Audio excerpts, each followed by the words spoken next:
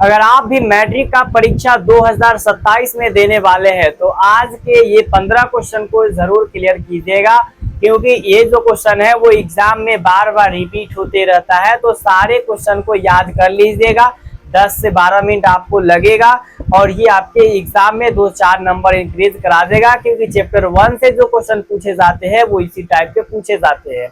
तो आइए सबसे पहला क्वेश्चन को देखते हैं। रासायनिक अभिक्रिया के दौरान किसी भी पदार्थ में ऑक्सीजन का संयोग, मतलब कि ऑक्सीजन का जुड़ना क्या कहलाता है। इस टाइप के दो क्वेश्चन होते हैं जो एग्जाम में रिपीट होते रहते हैं। तो जब कभी भी रासायनिक अभिक्रिया में ऑक्सीजन जुड़ेगा, मतलब ऑक्सीजन का संयोग होगा, तो वो आपका उपचयन होगा। ठीक है, वो क्या होगा? उपचयन होगा। लेकिन उसी का जो अपोजिट होता है, जब किसी रासायनिक अभिक्रिया में ऑक्सीजन का वियोग होता है, मतलब ऑक्सीजन दूर जाता है, तो उसे हम लोग कहते हैं अपचयन। ठीक है, याद रखिएगा, यहाँ पे जब ऑक्सीजन का संयोग होगा तब वो क्या कहलाएगा? अगर मैं बात करूं तो वो आपका रासायनिक अभिक्रिया में ऑक्सीजन का संयोग होगा तो वो उपचयन कहलाएगा, और अगर ऑक्सीजन का वियोग होगा तो वो अपचयन कहलाएगा। उसके बाद यहाँ पे नेक्स्ट देख सकते हो, बिना बुझा हुआ चूना, मतलब कि जिसका कली चूना, जिसको बहुत सारे स्टूडेंट लोग, बहुत सारे मतलब कि किताबों में भी लिखा हुआ है कली चूना। ठीक है, तो इसका रासायनिक सूत्र क्या होता है? सबसे पहला बात आप सभी को एक चीज कंफर्म करा देना चाहते हैं कि जब कभी भी आपके एग्जाम में इस तरीका से आए बिना बुझा हुआ चूना, तो CaO कैल्शियम हाइड्रोक्साइड, इसको कली चूना भी कहा जाता है। ठीक है, एक और क्वेश्चन आपसे पूछेगा, Ca है ना, CO3 किसका रासायनिक सूत्र है? तो ये आपका संगमरमर का रासायनिक सूत्र है ना, कैल्शियम कार्बोनेट जिसका नाम है, याद रखिएगा। नेक्स्ट क्वेश्चन देखिए, जब मैग्नीशियम रिबन को जलाया जाता है तो उत्पन्न आग की, है ना, लौ कैसी होती है? पीली, नीली, चमकीली, उजली या फिर लाल होता है। जैसे कि जब मैग्नीशियम को जलाया जाता है, मैग्नीशियम रिबन को, तो उसमें किस तरीका के आग निकलते हैं। ठीक है, तो ये क्वेश्चन भी एग्जाम में कई बार पूछे जा चुके हैं। तो इसमें जो होता है ना, चमकीली उजली प्रकाश मतलब की निकलती है, उजली आग निकलती है। ठीक है, चमकीली, जो कि बहुत चमकीला होता है। इसके बाद यहाँ पे आप देख सकते हो, श्वसन मतलब कि सांस लेना किस प्रकार की रासायनिक अभिक्रिया है। मैंने आप सभी को बताया भी है कि सांस लेना जो होता है एक प्रकार का ऊष्माक्षेपी होता है। ये कैसा होता है? ऊष्माक्षेपी होता है, जिसमें ऊष्मा क्या होता है? उत्सर्जित होता है। जैसे हमने एक बार सांस लिया, ठीक है, फिर सांस को छोड़ा, तो इसमें एक और लॉजिक आता है कि हम कौन से मतलब कि गैस को हम लोग ग्रहण करते हैं। देखिए, अगर ज्यादातर मैं बात करूं तो हम लोग अनेक प्रकार के वायुमंडल में गैस को क्या करते हैं? सांस के जरिए लेते हैं, लेकिन उसमें जो होता है ऑक्सीजन एक होता है जो अंदर जाता है तो अंदर से बाहर नहीं निकलता है। मतलब सारा जितने भी हम मतलब कि गैस को ग्रहण करते हैं, जितने भी गैस को सांस मतलब कि लेते हैं, वो सब बाहर निकल जाता है, लेकिन एक ऑक्सीजन जो होता है वो अंदर रह जाता है। मतलब वो मतलब अगर मैं बात करूँ, कार्बन डाइऑक्साइड बन करके बाहर निकलता है। तो यही बात है कि श्वसन, सांस लेना किस प्रकार की अभिक्रिया है? तो ऊष्माक्षेपीय अभिक्रिया है। ठीक है, नेक्स्ट क्वेश्चन अगर एग्जाम में पूछेगा कि साग सब्जियों का विघटित होकर के कंपोस्ट बनना किस प्रकार की अभिक्रिया है, तो ये भी काफी एग्जाम में मतलब कि पूछा गया है। तो यहाँ पे अगर मैं बात करूँ तो साग सब्जी जितने भी होते हैं तो उस सब विघटित हो करके कंपोस्ट मतलब कि खाद बनना, वो भी आपका ऊष्माक्षेपीय अभिक्रिया के मतलब कि अंतर्गत आता है, याद रखिएगा।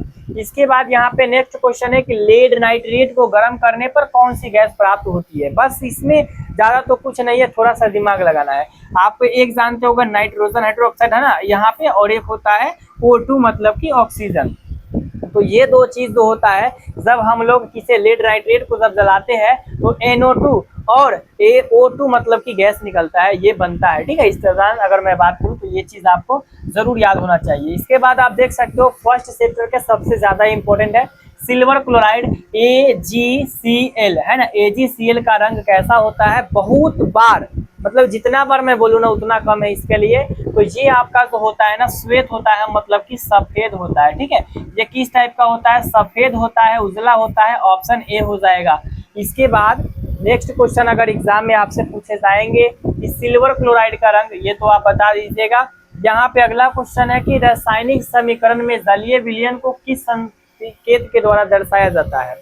मतलब जब कभी भी रासायनिक अभिक्रिया के दौरान बताया जाता है ना कि हाँ ये जल है, लिक्विड है, ठोस है, गैस है, किस प्रकार का है, तो उसमें जो है ना जलीय जितने भी विलयन होते हैं उस चीज को एक्वा, है ना, AQ से सूचित किया जाता है, कोष्ट में लिख दिया जाता है। जैसे आप लोग देखिएगा रिएक्शन तो रिएक्शन के बगल में कोष्ठ में, जैसे मान लीजिए हम लिखते हैं H2O, ठीक है, H2O, तो ये कोष्ठ के बगल में जो है ना इस तरीके से AQ लिखा रहता है एक बार, ठीक है, इस तरीके से। तो इसमें अगर मैं बात करूँ तो AQ लिखा जाता है।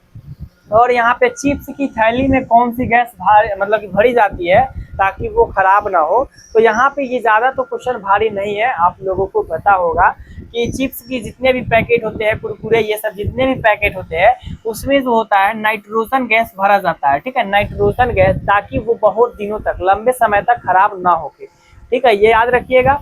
तो यहाँ पे इसके बाद नेक्स्ट क्वेश्चन देखिएगा, लोहे पर जंग लगना किस प्रकार की क्रिया है। देखिए, जब कभी भी लोहा पे जंग लगता है तो वो धीरे धीरे नष्ट होने लगता है, धीरे धीरे बर्बाद होने लगता है। मतलब वो क्या हो गया, आपका संक्षारण हो गया। संक्षारण में क्या होता है, लोहा के परत पे जंग लगता है और जंग लगने के बाद वो धीरे धीरे खराब होने लगता है। इसी प्रक्रिया को बोला जाता है संक्षारण, ठीक है, याद रखिएगा। उसके बाद वाला क्वेश्चन यहाँ पे आप देख सकते हो, किसी रासायनिक समीकरण को संतुलित करना किस नियम पर आधारित होता है। अब यहाँ पे देखिए, किसी भी रासायनिक अभिक्रिया को संतुलित किया जाता है तो वो है द्रव्यमान संरक्षण के नियम पर। इसीलिए संतुलित करते हैं क्योंकि दोनों तरफ जितने भी, मतलब कि अगर मैं बात करूँ अभिकारक या फिर उत्पाद हो, दोनों का बैलेंस बना रहे, ठीक है।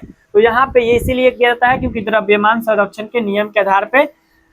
नेक्स्ट यहाँ पे आप देख सकते हो, कहा जा रहा है चूना पत्थर है ना, CaCO है ना, CO3 संगमरमर का हो, चूना पत्थर का हो, तो गर्म करने पर CaO+ में CO2 गैस बदलना, ये किस प्रकार की अभिक्रिया है। यहाँ पे आप देख सकते हो CaCO3, मतलब कि यहाँ पर चूना पत्थर जो है, कैल्शियम कार्बोनेट, ये क्या हो रहा है, टूट रहा है, एक CaO में और एक CO2 में।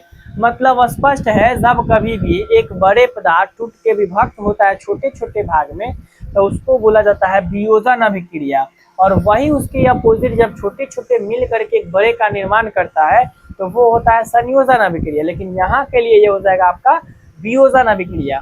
और अगर आप चाहते हो इसका अच्छे तरीका से सारे ऑब्जेक्टिव को, सब्जेक्टिव को क्लियर करना ताकि आपको एग्जाम में कोई दिक्कत ना हो, तो चैनल को सब्सक्राइब कर लो और कमेंट बॉक्स में बताओ आपके हिसाब से नेक्स्ट चैप्टर का ऑब्जेक्टिव लेकर के आएंगे। चाहे आप जौन सा सब्जेक्ट बोलो, सारे में से हम लेकर के आएंगे आप सभी के लिए मोस्ट इम्पॉर्टेंट क्वेश्चन। तो आई होप कि आज का ये वीडियो आपको अच्छे तरीका से समझ में आई होगी। मिलते इसी के साथ नेक्स्ट वीडियो में, तब तक के लिए जय हिंद, जय भारत।